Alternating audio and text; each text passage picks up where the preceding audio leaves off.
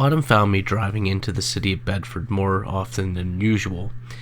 I approach it from Altoona, coming down 99, and from Johnstown following Route 56.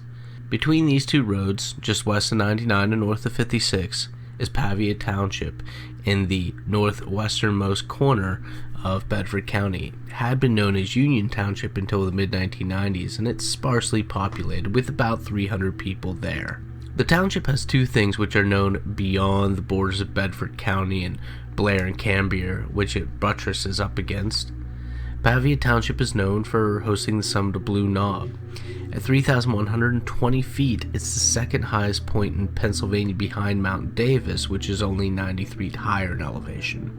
Aside from Blue Knob, Pavia Township has a story, one which in the 19th century spread far and was told often as the United States entered into an age of spiritualism, and the tale of the Cox children fell into a series of tales which served to give credence to the practitioners of seances and spirit photography and whatnot. George and Joseph Cox's fate and the involvement of one Jacob Dibert is a sensational tragedy which has become known simply as the Lost Children of the Alleghenies.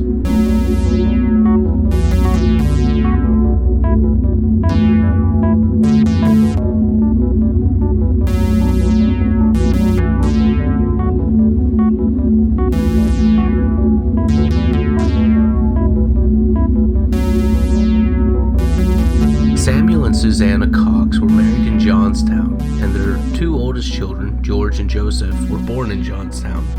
Shortly after Joseph's birth, the family moved out to the state of Indiana in order to establish a farm, but it didn't work out, and so by April of 1856, the family lived in a rented cabin in the hills of Bedford County in an area known as Spruce Hollow. There were 5 of them now: Samuel and his wife, Susanna, their 2 oldest sons, George and Joseph, 7 and 5 respectively, at the time of these events, and an infant girl who was not yet quite 2. On the morning of April 24th, 1856, Samuel went out to hunt, as the family depended on the meat for sustenance, especially with the cold weather hanging on well into late April. At some point, while Samuel was hunting with his dogs, the 2 boys left the cabin. Later, when Samuel returned to the cabin, Susanna explained that she did not know where the boys were and had assumed that they had left with Samuel in order to help out. The 2 immediately went in search of the boys, yielding nothing. By evening, Samuel had gone into the town of Pavia in order to find a party to help him find his 2 sons. Eager to help, nearly 100 people were mustered that evening, and the forest, it is said, was lit all around by the would-be rescuers in search of George and Joseph. Even though the days were getting warmer with spring's arrival, the nights were still hitting the freezing mark, and the weather that was rolling in was ominous. The terrain, the snow, and the local creeks and streams being gorged made the search slow work. At the end of the first unsuccessful day, the party increased tenfold, with people coming from as far away as Bedford and Altoona. Within a couple days, with no luck finding the kids, suspicion began to turn to the Coxes themselves. The cabin and the grounds immediately surrounding it were searched for the bodies of the 2 boys, presumed murdered by their own parents. Some storytellers cite sympathy in the hopes of capitalizing on their deaths as a motivating factor, but no sign of murder was found, not even under the floorboards of the cabin, so the group continued their ever-widening search through the dense mountain forest. Charles McCarthy of Huntington, PA, wrote a detailed account of the search for the boys in 1888. The chapbook, The Lost Children of the Alleghenies and How They Were Found Through a Dream, states that there was a primary figure responsible for pointing the finger at Samuel and Susanna Cox, and that was one Charlie Ross, whom McCarthy describes as, quote, a fiend in human form. Shortly after the cabin itself had been investigated for the boys, there came news that some tracks had been found. Some small tracks, probably those of the boys themselves, and so the investigation went to that area, which bordered a creek. The weather, which up until now had been high winds and rains, began to settle out, and this too is taken as a good sign. About 5 or 6 days since the youth had gone missing, there seemed to be some evidence for their still wandering the area of Blue Knob. A woman named Bentimer was said to have heard a child's cry late in the night, and many people in the area involved in the search are said to have believed her. If Mrs.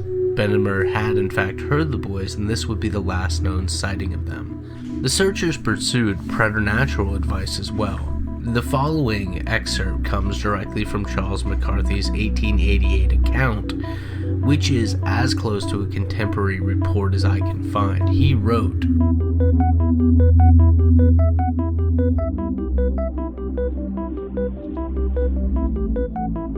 "There was a colored man living in Morrison's Cove who had revealed some very mysterious things by the use of a peach tree limb. This man was sent for to practice his art or magic.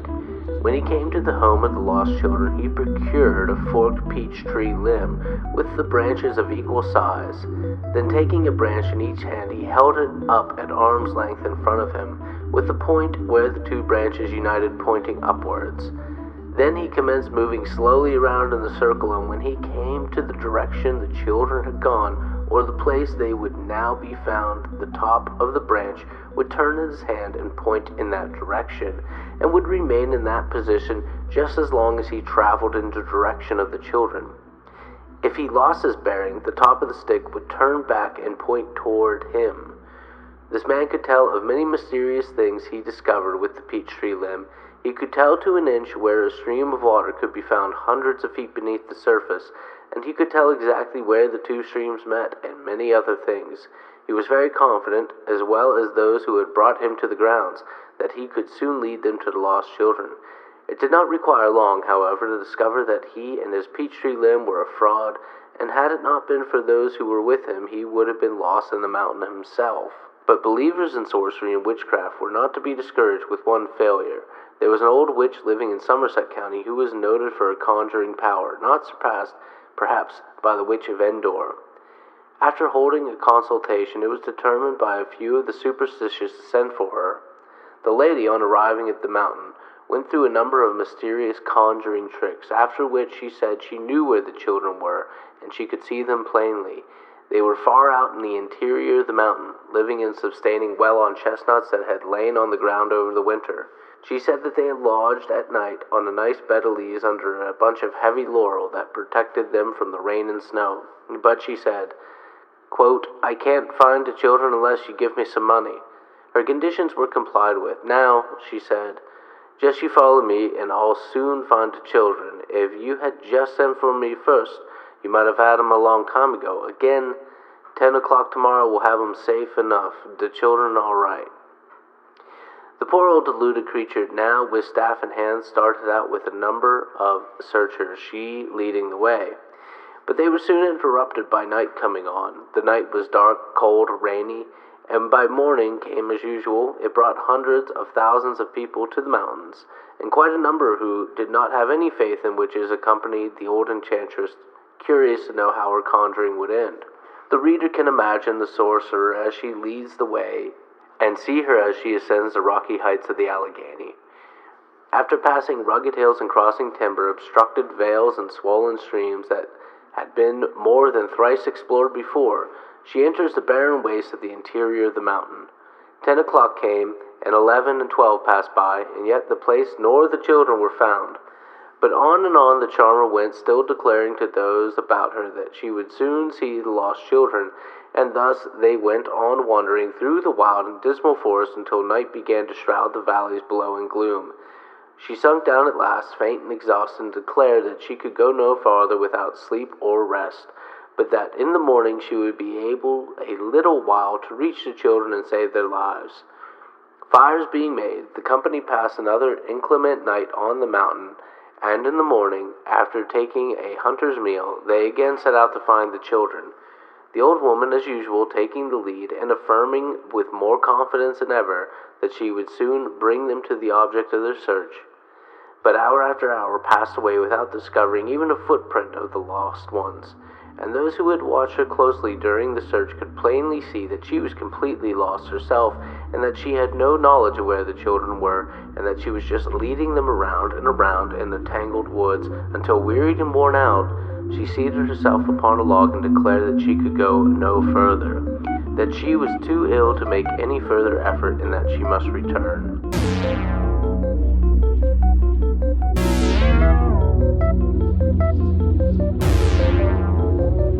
While all this was going on, a man on the other side of Blue Knob, about 12 to 15 miles away from the Cox cabin, had been keeping up on the news of the search, though he himself had been unable to participate, whether because of injury or sickness depends on the account. Jacob Dibert had a farm, and the legend would grow in the years after the events that he would periodically have precognition dreams. He certainly felt that this was so when, after having the same recurring dream 3 nights in a row, his wife encouraged him to go and relate the dream to her father. If you're driving on Route 869, the only state road that goes through Pavia Township, you'll see a road that heads north called Pavia Road. Driving along Pavia Road, you will come to Wysong Road on the left, which I would imagine is where the Wysong family homestead was. Maybe still is, or maybe not. Maybe it was just another Wysong for whom the road is named. Regardless, I would like to think that the family lived there, as they did live in the area of Pavia, and it's interesting to consider. Jacob Dibart was unable to meet with his father-in-law, who was out, so he met with his brother-in-law, Harrison Wysong. The dream found Jacob in the woods, where he is walking along a deer trail, and shortly beyond the body of a fallen deer is a boy's shoe, presumed to be Joseph's. Nearby was a creek with a fallen birch tree, which would enable a person to cross it, and so, in his dream, Jacob did as much. From here he walked along a ravine until he came to another dead birch tree whose exposed roots hid the bodies of the 2 Cox boys. Apparently Harrison tried to persuade Jacob from not going and getting involved on this goose chase based on this dream. The boys have been missing for about 10 days now, and the people were beginning to wonder if they had not fallen to bears or wildcats, both of which were plentiful in the forest. Others still wondered if the boys hadn't been kidnapped, perhaps by gypsies who were known to travel through the area. Jacob was steadfast in having to resolve the anxiety brought on by the dream with or without his brother-in-law's help. Fearing that Jacob may himself become lost in the unfamiliar wilderness, Harrison begrudgingly went along, for what he figured would be another fruitless episode. As they went about, the road markers from Jacob's dreams began to appear. First, it was the deer corpse, and just a few yards from it, a boy's shoe.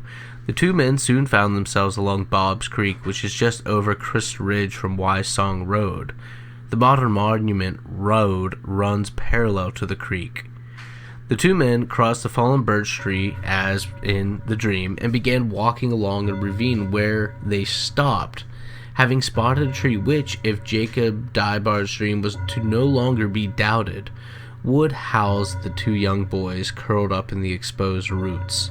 It was May 8th. The boys had been missing for nearly 2 weeks. The 2 boys were found huddled together. Doctors who saw the bodies said it looked like they had died only a few days before, and some storytellers like to state that they had died the night Jacob began having his dreams. They had most likely succumbed to hunger, with Joseph having died first. The 2 boys were thin, and from the state of their clothes had been wandering the mountains for the better part of the 2 weeks. They were nearly 7 miles from their cabin. The boys returned by sled to the Cox family, and they were buried in a single coffin at the Mount Union Cemetery near the town of Lovely, just south of Pavia. People from as far away as Pittsburgh attended the funeral, which occurred on May 11th.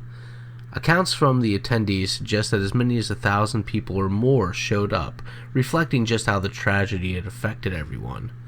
Dibert and Wysong used their reward money of $50 to purchase headstones for the Cox children. One final bit from McCarthy's The Lost Children of the Alleghenies. McCarthy had done some research prior to his book, and this included reaching out to Jacob Dibart's widow. McCarthy claims to have received a response from Sarah Gardner, née Dibert, which he included in his publication, despite mentioning that it had not been given to him for the purpose of publication, but that the reader might find it interesting nonetheless. Given that journalistic standards were about as non-existent in the late 19th century as they are today, I'm going to continue to err on the side of healthy skepticism regarding McCarthy's exactness. Regardless, here is the letter he republished.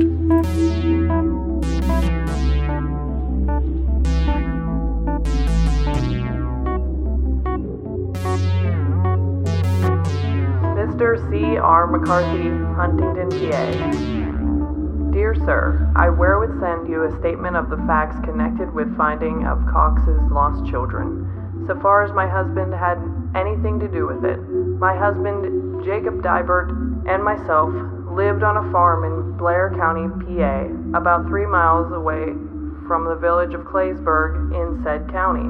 From where we lived to where the children were found was a distance of about 12 miles.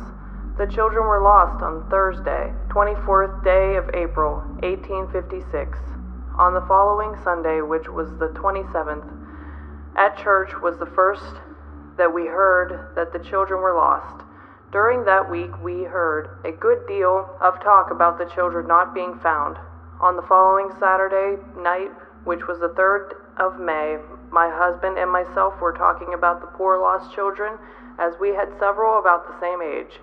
We felt much distressed about them. My husband said he wished that he could dream where the lost children were. Next morning he told me he had dreamed that he had found the lost children, and he gave me a description of the place, which he said was a little valley between 2 large hills. A small stream of water ran through the valley, and that the children were dead, and laying very close to the banks of the stream at the roots of a birch tree, and that this valley was on the east side of a large stream of water. He was not acquainted with the woods in that locality, and he asked me if I knew of such a place and valley. I answered that I did, for I was raised within 2 miles of that place, and that I frequently brought our cows from that valley. The next night, which was Sunday night, he dreamed the same dream again. On Monday night, he dreamed it over again. The place where he found the children, to where their parents lived, on a straight line, is fully 5 miles, and on the west side of the large stream. He was very anxious and could not rest, and tried to get some of the neighbors to go with him. But none would go, because everyone said it was impossible for the children to cross over the large stream because the waters was high. He asked me if I thought they might or could cross over the high stream. I told him I thought they could if they go up the stream a long distance, because trees fell across it, and there were drifts that they could cross over on. I told my husband to go up to my father's place. He started on Wednesday, the 7th of May, about 3:00 p.m. My father was not at home, so he went to my brother Harrison's, but a short distance away. Either of them were well acquainted with the locality of the place where he dreamed them. He told Brother Harrison that he had dreamed 3 nights in succession that he found the lost children, and that he had come to get them to go along the place. Harrison told him that he was getting crazy, that he had a notion to boot him and send him home. My husband replied, "I am not crazy, but I want you to go with me to the place." Next morning, they started early, and after traveling a while, my husband said, "There is this place, and there is a birch tree with the top broken, indicated in my dream." And when they got close enough to see, sure enough, there the children lay just as he had dreamed, and close by the stream. The name of the stream, along with which the children were found in English, would be Gypsy, and in German, Sienna. The hill on the right as you go upstream is called Red Ridge, and the one on the left, Hogback. Jacob Dibert, my husband, enlisted in the late war on the 8th day of September 1861 in Company K, 55th PA, re-enlisted last day of December 1863. Was appointed corporal December 20th, 1861, died at Point of Rocks, Virginia, October 26, 1864, and was buried in that place, where he remains. He was a dozen or more hard-fought battles while he was in service. Harrison Wysong, who was along with Jacob Dibert when the children were found, is also dead. He died in Clearfield County about 12 years ago. Signed, Sarah Gardner.